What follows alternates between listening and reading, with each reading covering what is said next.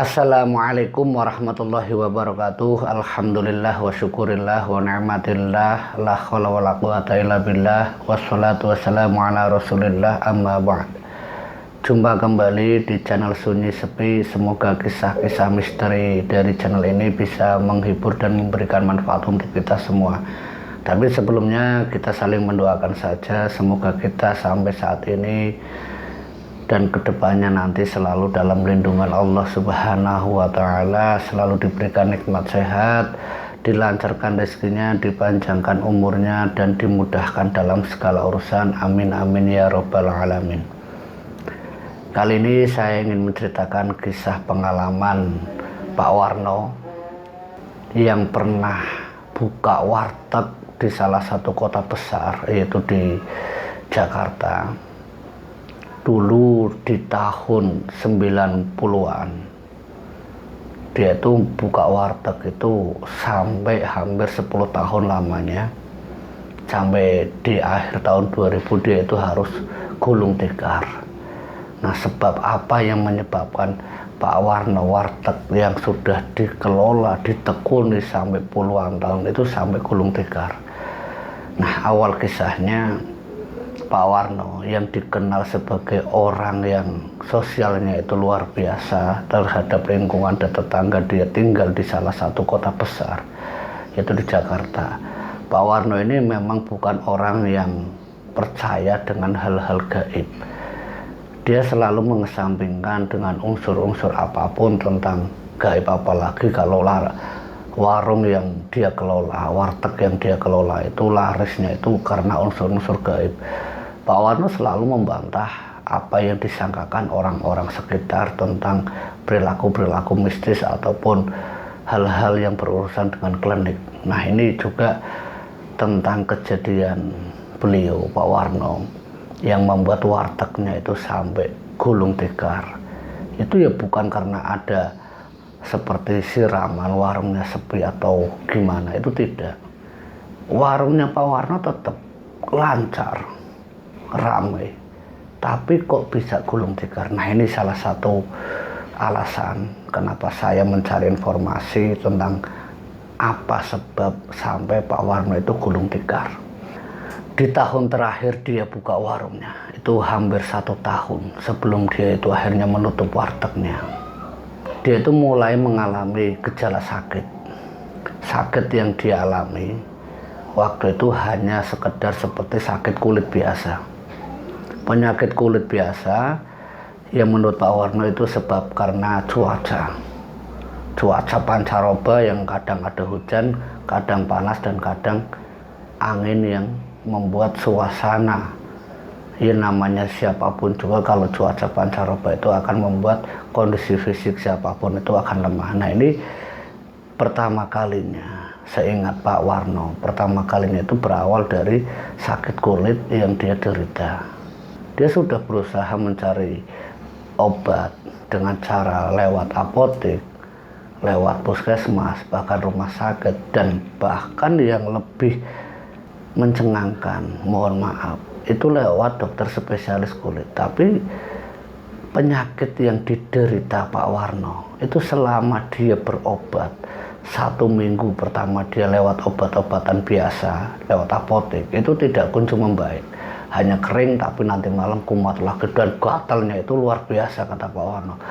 Hampir setiap malam itu dia tidak bisa istirahat, tidur itu tidak bisa nyenyak. Karena apa? Yang muncul gatal secara tiba-tiba, dan itu berlangsung selama 1 minggu. Dia pakai obat apotek, itu hasilnya tidak mengurangi. Setelah kejadian itu, minggu berikutnya dia coba lewat puskesmas dan rumah sakit, dikasih obat dengan suntikan lewat dalam. Katanya itu seperti cacar air, katanya, kata dokter. Nah, dia periksakan ke rumah sakit, 1 minggu kondisinya mulai membaik. Tapi membaiknya itu ya saat dia itu istirahat. Yang anehnya menurut Pak Warno, gatalnya itu berbeda seperti apa yang dia alami seminggu sebelumnya.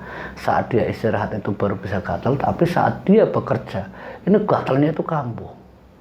Sampai Pak Warno waktu buka wartegnya itu harus istrinya yang buka, karena ya apa, dia tidak bisa merasakan bagaimana tubuh yang secara tiba-tiba itu gatal. Itu minggu kedua. Suntikan atau obat dari rumah sakit dirasa memang sudah cukup ampuh. Nah, tapi usaha itu tidak membuat Pak Warno itu berhenti mencari cara lain untuk mengobati penyakitnya, penyakit kulit yang dia derita. Dia mendatangi dokter spesialis kulit. Kata dokter spesialis itu dikarenakan alergi. Itu dokter spesialis menyatakan penyakit yang diderita atau yang dialami Pak Warno itu katanya itu alergi. Nah, ini dari beberapa orang atau dokter yang dikunjungi Pak Warno. Minggu pertama dia menilai sendiri itu penyakit kulit biasa. Minggu kedua lewat puskesmas dan dokter itu katanya penyakit itu dari cuaca. Nah, yang ketiga lewat spesialis itu katanya alergi. Nah, ini dari dokter 1, 2, 3 itu tidak ada yang sama. Sampai Pak Warno itu bingung, sebenarnya itu sakit yang dialami itu apa. Kurang yakinnya Pak Warno, bulan berikutnya dia mendatangkan lagi dokter spesialis untuk merawat di rumahnya sendiri. Selama 1 bulan dia dirawat karena sakit penyakit kulitnya yang tadinya cuma kaki itu menjalar ke atas bagian paha. Itu 2 bulan.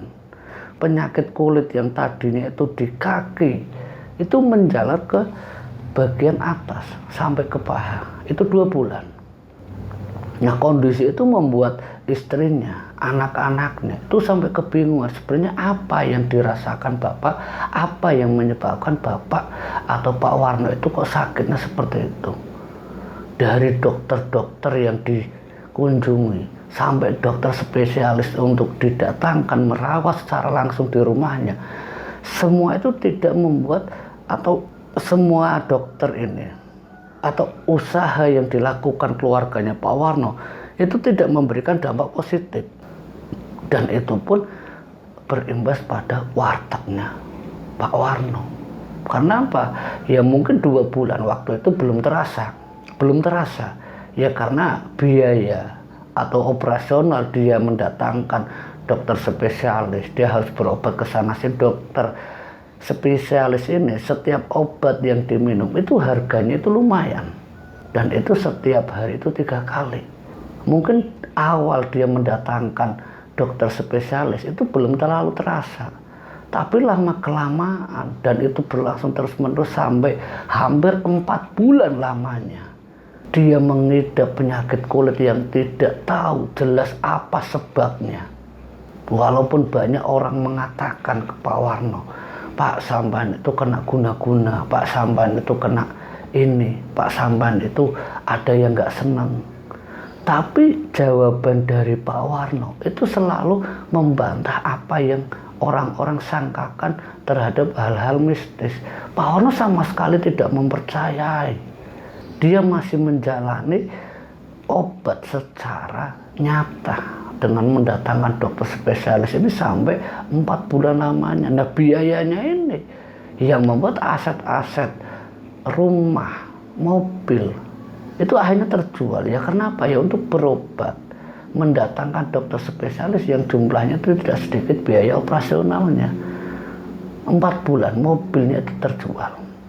Sementara pendapatan wartegnya ya masih standar, masih normal. Tapi kan desas-desus kabar tentang Pak Warno itu yang punya penyakit kulit, ini yang membuat orang-orang atau konsumen yang tadinya berlangganan, ketika mereka itu tahu kalau Pak Warno itu sedang mengalami penyakit kulit, mereka mungkin ya maaf, ada yang jijik, ada yang mungkin ya ketakutan, takut apa, menularkan penyakit itu. Ya hanya membuat orang-orang yang berlangganan di wartegnya Pak Warno itu satu persatu itu keluar, ini pindah ke warteg yang lain, dan itu berimbas pada pendapatan wartegnya Pak Warno.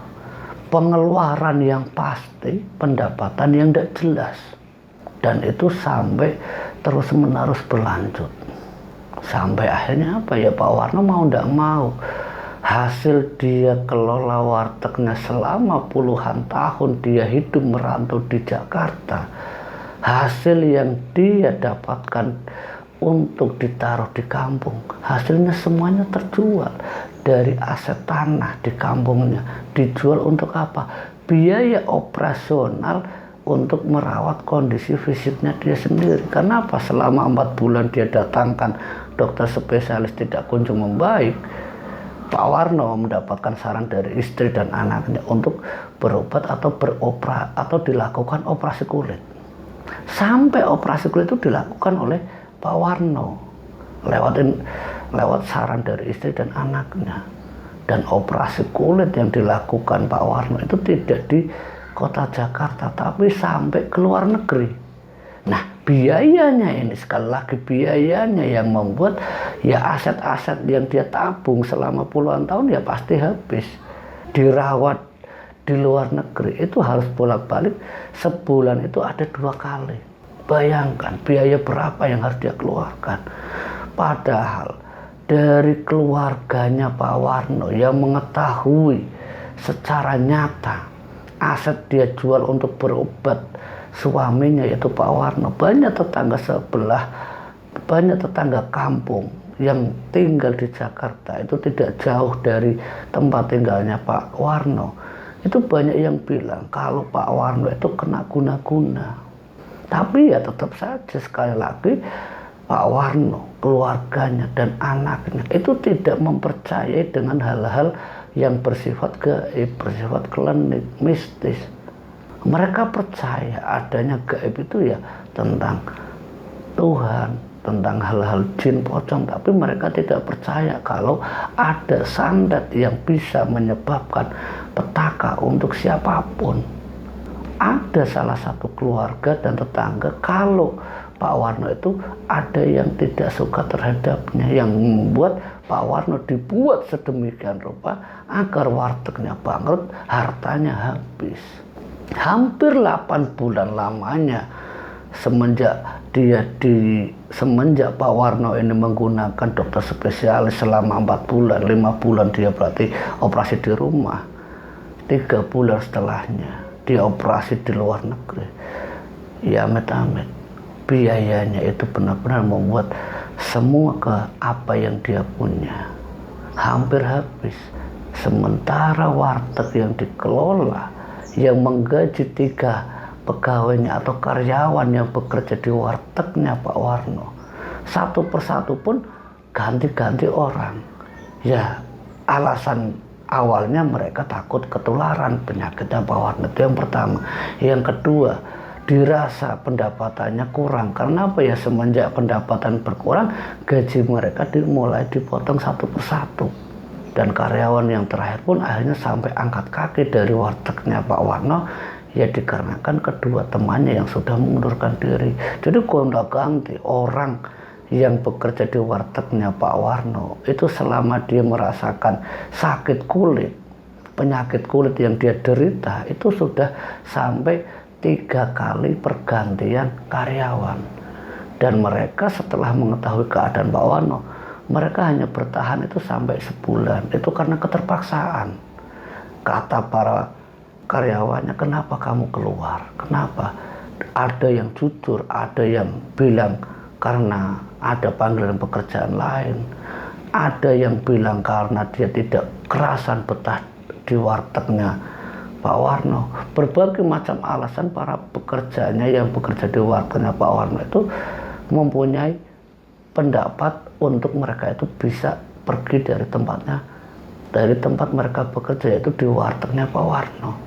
Nah, keadaan ini yang membuat semakin hari semakin lama terus-terusan seperti itu ya warteg siapapun akan gulung tikar. Dan itu pun akhirnya dialami oleh Pak Warno karena gonta-gantinya karyawan yang sudah tidak percaya lagi dengan keadaan Pak Warno, dengan dia berusaha keluar negeri yang kondisi sebagian kulitnya itu memang sudah bersih, tapi rasa gatal itu selalu datang secara tiba-tiba.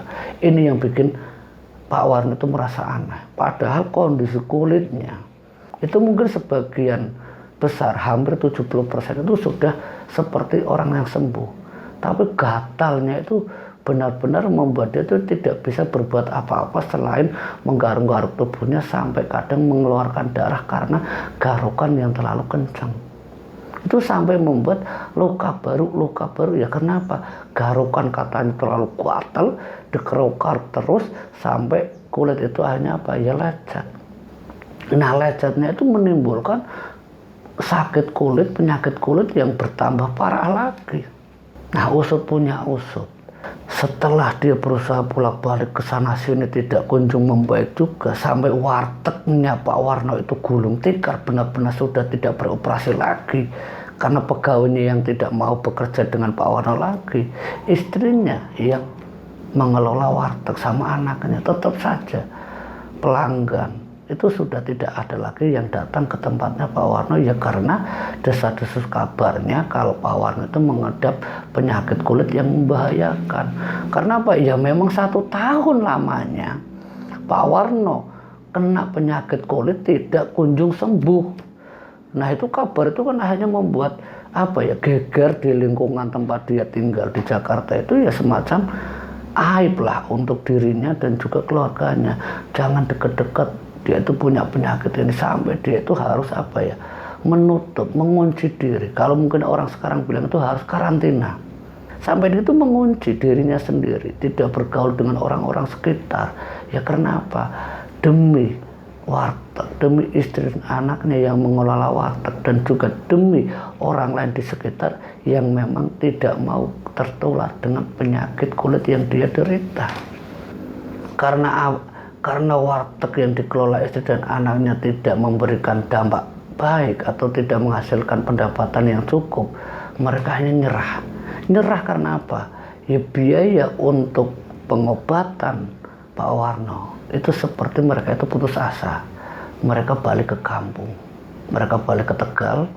Nah di kampung inilah keluarga dan orang-orang di kampung dia tinggal itu banyak yang menyarankan dan banyak yang mengatakan kalau kondisi fisik penyakit yang dialami Pak Warno itu tidak wajar.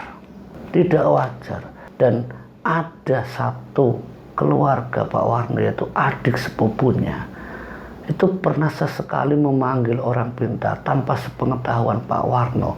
Karena apa ya, saking sayangnya Pak Warno, saking sayangnya adik sepupunya terhadap Pak Warno, tanpa seizin Pak Warno, dia itu meminta untuk melihat apa yang sebenarnya yang membuat kakaknya yaitu Pak Warno itu punya penyakit kulit yang sampai berkepanjangan. Nah hasil dari praktisi ini mengatakan ke adik sepupunya kalau dia itu disantet, dan santet yang digunakan itu santet yang benar-benar membuat apapun yang dia miliki dalam wujud duniawi, harta benda itu bisa habis dikarenakan penyakit yang dia derita. Karena ya kalau diobati dengan ilmu kedokteran, ilmu formal tidak akan sembuh. Ya karena apa? Misalkan disuntik vaksin atau misalkan disuntik antibodi, disuntik anti alergi, tetap saja itu hanya bertahan sebentar. Dan itu pun dirasakan oleh Pak Warno. Adik sepupunya tanpa sepengetahuan Pak Warno menceritakan ke Pak Warno sendiri, Kang, sampean Kang, itu sampean itu kena santet, kena sihir. Tapi sampean itu benar-benar aneh dan tidak percaya. Apa perlu saya buktikan kalau sampean itu benar-benar kena penyakit? Coba sampean pikir Kang Warno, kata adiknya. Coba sampean pikir secara nalar. Sampean sudah berusaha mengobati penyakit kulitnya sampean. Itu bukan cuman dokter-dokter biasa, dokter spesialis sampean undang ke rumah, sampai sampean jual tanah untuk biaya operasi sampean di luar negeri, sampai jual mobil, bahkan rumah yang sampean tinggali di Jakarta pun sudah terjual. Apa sampean tidak nyadar kalau penyakitnya sampean itu seperti aib? Untuk apa? Ya untuk menghancurkan perekonomian sampean, untuk menguras hartanya sampean. Pak Warno mulai mendengarkan. Dia seperti terbayang-bayang apa yang pernah dia miliki, harta, tanah, mobil, semuanya dia miliki. Tapi semenjak penyakit kulit itu datang, semuanya habis begitu saja. Dan itu hanya waktu 1 tahun. Pak Warno akhirnya mulai mendengarkan.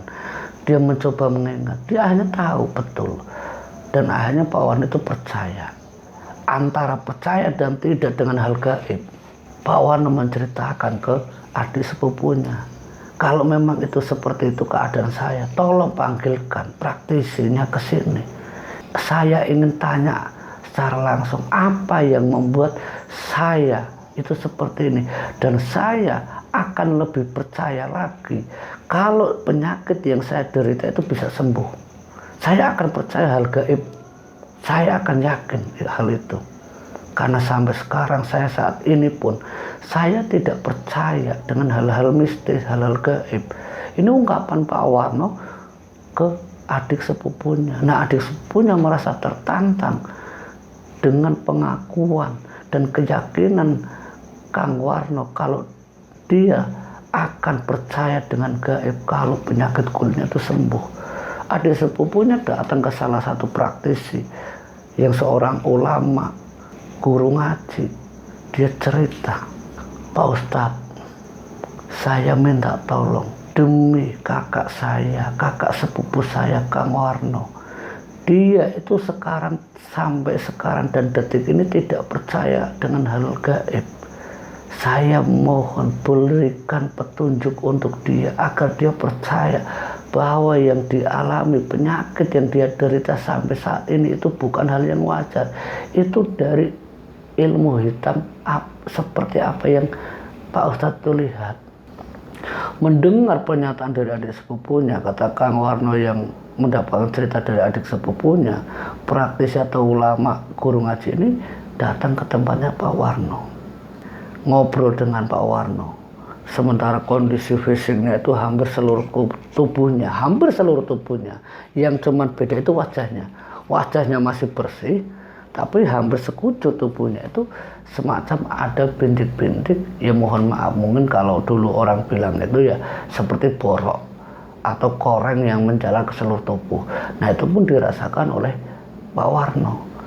Saat Pak Ustadz itu datang ke rumah Pak Warno dibarengi dengan adik sepupunya menceritakan, ini Kang, ini orang yang saya ceritakan kesampaian Kang Warno, tolong diterima dia, biar dia bisa membuktikan kalau hal gaib itu benar-benar ada.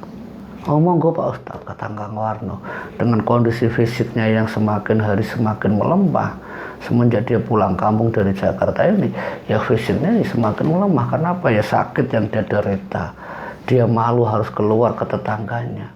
Ya karena kondisi fisiknya ini, dia harus keluar dengan celana panjang, lengan panjang. Untuk apa? Untuk menutupi aib yang dia derita, yaitu apa? Penyakit kulit.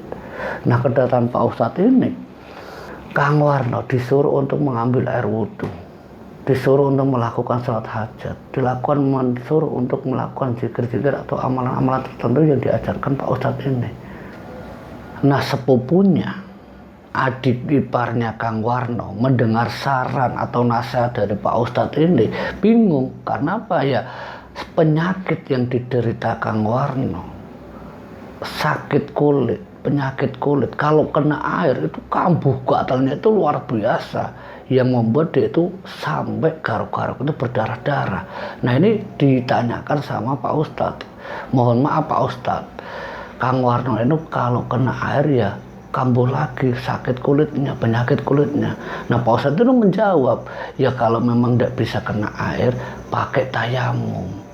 Bingung Kang Warno sama sepupunya, tayamum itu yang seperti apa Pak Ustadz? Pakai debu atau pakai pasir yang seperti itu kah? Lah terus gimana? Maaf ini Pak Ustadz, saya seumur-umur belum pernah yang namanya tayamum.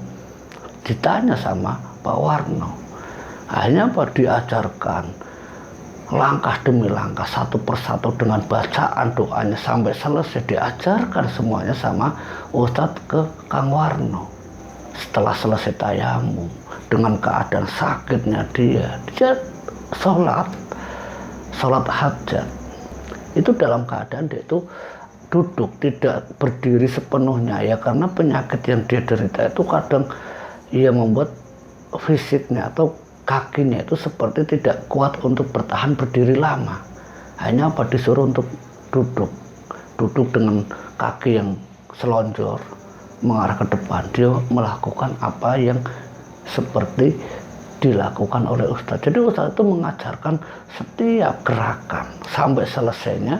Nah setelah selesai ini diajarkan amalan-amalan atau zikir yang nanti dibaca oleh Kang Warno. Nah saat Kang Warno ini membaca zikir, Pak Ustadz itu meminta izin, mohon maaf Kang Warno, mohon maaf sampean Mas ya, saya minta tolong seluruh keluarga baca istighfar sama sholawat Nabi sebanyak-banyaknya. Saya akan membacakan ayat-ayat ruqyah. Wallahu alam, kalau memang apa yang dirasakan Kang Warno ini ada pengaruh-pengaruh jahat, sihir, atau ilmu hitam, santet, atau apapun, semoga dengan izin Allah, apa yang menjadi penyebab sakit yang diderita Kang Warno itu bisa terangkat. Kita berdoa amin amin dijawab oleh keluarganya, termasuk Kang Warno sendiri. Nah saat itu Pak Ustadz ini mulai membaca ayat-ayat suci ruqyah. Nah suasana di rumah saat Kang Warno ini membaca zikir, terus Pak Ustadz ini juga baca ayat-ayat ruqyah, suasana yang sebenarnya ada kipas anginnya itu kan dingin, tapi berubah suasana itu seperti apa ya, orang kegerahan, orang yang sangat merasakan hawa panas di dalam rumahnya Kang Warno. Entah hawa apa itu, sampai anak istrinya Kang Warno itu sampai pegang-pegang bajunya, astagfirullah, panas sekali Bu, panas sekali. Iya kenapa ini sumuk sekali ya. Ini ayat suci itu dibuat terus menerus sama Pak Ustadz ini, sementara Kang Warno dan seluruh keluarganya itu masih baca istighfar dan sholawat Nabi, terus dibaca sampai hampir lamanya kurang lebih itu hampir 1,5 jam. Itu kondisi fisiknya Kang Warno itu seperti menggeliat-geliat, tubuhnya itu seperti tidak menerima bacaan doa dari yang dibacakan Ustadz dan termasuk keluarganya. Itu tubuhnya Kang Warno itu seperti berhenti, dia itu berhenti membaca istighfar sama sholawat Nabi, tapi disuruh oleh Pak Ustadz itu untuk membaca dalam hati. Nah itu terus dilakukan sampai dia terbaring, bolak-balik badannya itu sampai kepanasan, benar-benar tidak bisa dibayangkan bagaimana sakitnya Kang Warno waktu itu saat Pak Ustadz itu membaca ayat suci untuk ruqyah. 1,5 jam, panas, cukup hentikan, teriakan dari Kang Warno seperti orang yang kesurupan, hampir persis seperti orang yang kesurupan.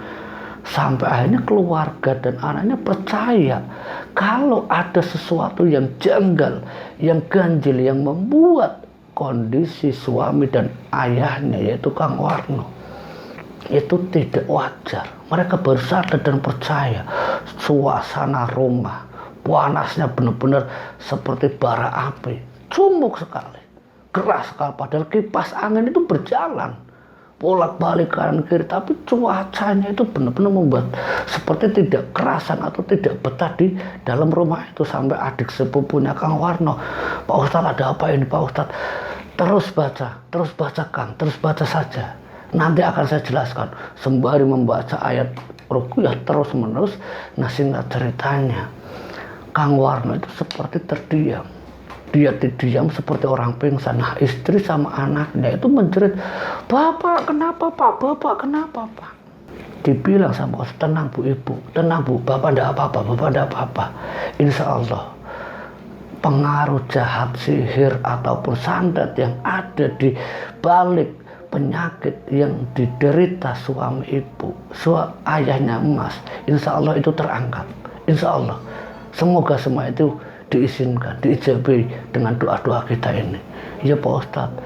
Tidak berselang lama Ustadz ini mengambil air mineral, disuruh dibasuhkan di mukanya, dibalurkan ke sebagian tubuhnya, dari mulai tangannya, lehernya sampai ke kaki-kakinya. Walaupun saat itu dia pakai celana, ditarik celananya tanpa ragu, tanpa dia takut penyakit itu menular, dibalurkan begitu saja air mineral itu, yang membuat tercengang seluruh keluarganya. Air yang biasanya setiap kali menetes di tubuhnya Kang Warno itu langsung bereaksi membuat tubuhnya itu seperti menggaruk-garuk, tapi justru berbeda dengan air mineral yang dibalurkan oleh Pak Ustadz itu. Dia merasa seperti hawa sejuk. Bu, lagi bu, airnya mana bu, siramkan lagi bu. Pak, enggak gatel pak, enggak bu, siramkan lagi, sembari sebagian ada yang minum, sebagian ada yang dibasuhkan untuk muka. Nah Pak Ustadz meminta ibu dan anaknya, bu mohon maaf, siapkan ember, bak mandi buat bapak ini mandi. Insya Allah enggak apa-apa. Sebagian air ini, air barokah doa ini dicampurkan buat mandi bapak. Iya Pak Ustadz, ya Pak Ustadz. Sebagian air itu dibawa oleh istrinya, disiapkan di kamar mandi, dipakai bak. Nah anaknya, anak laki-lakinya memapah Pak Warno, dalam keadaan tubuh yang sakit-sakitan, dibawa ke kamar mandi, didampingi oleh anaknya dan istrinya. Pak Warno itu ya mohon maaf, laki-laki yang lemah, yang sudah tidak bisa bergerak semaksimal mungkin. Dia harus disiramkan oleh istrinya, dimandikan oleh anaknya.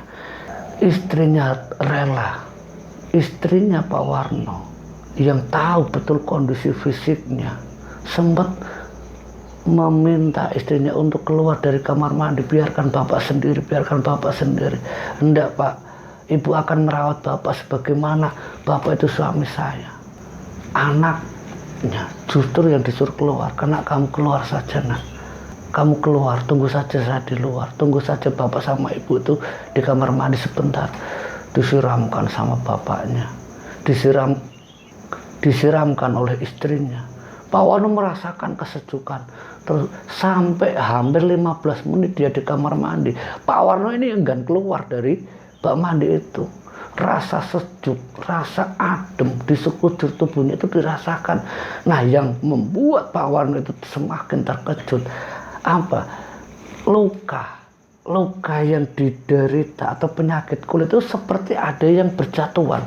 Dia merasakan seperti apa ya, kayak kotoran atau seperti sisik ular itu seperti ada yang berjatuhan, seperti ikan yang dikerek itu. Dia merasakan seperti ikan, merasa seperti mengerik ikan, sisiknya itu seperti keluar. Saat dia basuhkan air dengan air sabun, itu seperti sisik itu rompol, seperti sisik itu benar-benar ambrol. Dan itu pun benar-benar dirasakan oleh Pak Warno sama istrinya yang membasuh seluruh tubuhnya itu dengan air sabun, termasuk dengan air yang ada barokah doanya. Nah setelah hampir 15 menit ini di dalam kamar mandi, setelah diganti baju di situ, kondisi fisiknya Pak Warno yang saat itu tidak bisa berjalan secara sepenuhnya, yang harus dipapah oleh anak dan istrinya. Saat itu dia tanpa dia sadari, Pak Warno keluar dari kamar mandi itu tidak dipapah oleh istrinya. Padahal istrinya teriak, Pak sebentar Pak, ibu tunggu sebentar. Pak Warno ini melangkahkan kakinya itu seperti tidak ada beban. Istrinya pun sampai kaget, Pak hati-hati Pak, nanti jatuh. Dia nengok, dia baru sadar kalau dia itu jalan sendiri tanpa dipapah oleh istrinya. Di luar kamar mandi, yaitu di ruangan tengah, Ustadz, adik sepupunya termasuk anaknya ini sedang ngobrol menunggu reaksi apa yang dirasakan Pak Warno. Diceritakan tentang seperti sisik ikan yang seperti habis atau rompol saat dikasih sabun. Itu diceritakan ke Pak Ustadz sama adik sepupunya. Hanya Pak Ustadz itu menjelaskan, wallahu a'lam Pak Warno, kalau memang itu yang dirasakan Pak Warno, semoga itu menjadi akhir dari sihir atau pengaruh ilmu hitam yang selama ini ada di dalam tubuhnya Pak Warno. Semoga ini akhir. Tapi mohon maaf, semua apa yang Bapak alami saat ini itu semua karena izin Allah. Jika Allah tidak berkehendak, kesembuhan tidak akan didapatkan oleh Pak Warno. Alhamdulillah, atas izin dan kuasa Allah, hari ini dan saat ini, detik ini untuk sekeluarga, agar Pak Warno yakin bahwa dunia ini bukan hanya dimiliki, dihuni oleh orang-orang atau makhluk hidup dengan kasat mata saja, tapi mereka yang ada di alam-alam lain, alam gaib, itu pun mereka ada di sekeliling kita. Dan ini bukti kuasa Allah bahwa manusia dan jin itu hidup berdampingan. Semoga dengan kejadian seperti ini Pak Warno semakin beriman, bertakwa terhadap Sang Pencipta, bahwa segala sesuatu baik dan buruknya itu semua karena kehendak Allah. Ini mungkin peringatan buat Pak Warno, karena ya sekali lagi saya mendengar dari adiknya Pak Warno sembari menunjukkan orangnya, kalau Pak Warno itu tidak percaya dengan hal-hal gaib, hal-hal mistis, tapi karena adiknya Pak Warno ini sembari menunjukkan lagi, saya hanya tergugah hatinya untuk datang ke tempatnya Pak Warno. Tujuannya apa? Semoga Allah mengizinkan, membuka mata hati, pintu hatinya Pak Warno agar yakin bahwa gaib itu benar-benar ada, mistis itu benar-benar ada. Semenjak saat itu Pak Warno semakin menjadi orang yang beriman, tawakal, tawadu, rendah hati, dan istiqomah dalam melakukan salat 5 waktu. Dan amalan yang diajarkan oleh Pak Ustadz itu selalu diingat dan dijalankan setiap kali dia selesai melakukan sholat wajib dan sholat hajatnya. Dan semenjak saat itu, alhamdulillah, setelah kondisinya sudah mulai pulih, dia teringat kembali akan wartegnya. Tapi keadaannya yang sudah tidak memungkinkan untuk berjualan lagi ke Jakarta karena semuanya sudah dijual. Ya untuk apa? Untuk biaya operasional untuk dia berobat. Tapi dia lebih bersyukur dengan keadaan tubuhnya yang diberikan kesehatan, nikmat sehat, nikmat keluarga yang utuh. Dia bersyukur karena apa? Tidak raga dan nyawanya dia yang lepas dari tubuhnya. Dia masih memilih harta, bendanya dia habis. Karena itu sebagai peringatan untuknya bahwa dia tidak mempercayai dengan hal-hal gaib. Dari kisah dan cerita Pak Warno ini kita bisa ambil hikmah dan pelajarannya, bahwa segala sesuatu yang ada di dunia ini itu kita tuh tidak sendiri, ada alam lain. Dalam surat An-Nas sudah dijelaskan antara manusia dan jin itu sudah diciptakan, dan itu harus diyakini oleh siapapun. Semoga kisah ini memberikan manfaat dan menghibur untuk kita semua. Akhir kata, wallahu muwaffiq ila aqwamit thoriq. Wassalamualaikum warahmatullahi wabarakatuh.